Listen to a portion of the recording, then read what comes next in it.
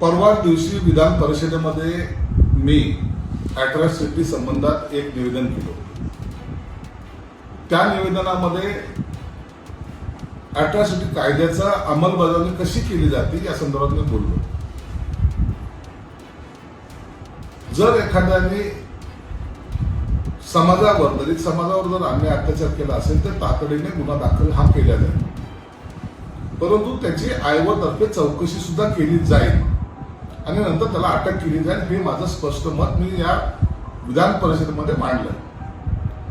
परंतु काही लोकांनी आता यापुढं तुम्हाला अॅट्रॉसिटी गुन्हा दाखल करता येणार नाही अशा प्रकारचा गैरसमज समाजामध्ये पसरवण्याचा प्रयत्न करताय.